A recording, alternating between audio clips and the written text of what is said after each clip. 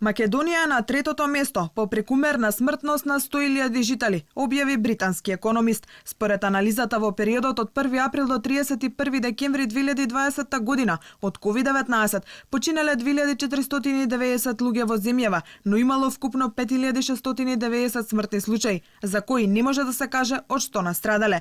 Пред нас се Перу и Русија, а по Македонија следуваат Бугарија, Литванија, Мексико, Србија, Еквадор и Молдавија.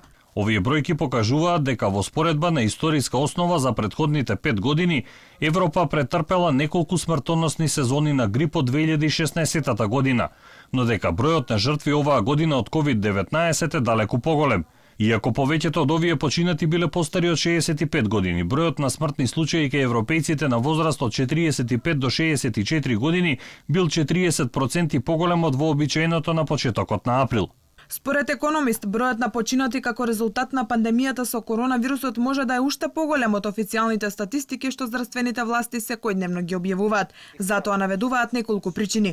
Прво, официјалните бројки не ги вклучуваат тие што починале, а пред смртта немале позитивен тест на ковид. Во земјите каде што има мал број тестирања или недостиг на тестови, ова може значајно да влие врз статистиката, односно да послужи како начин на кој ненамерно се кријат починатите од COVID-19.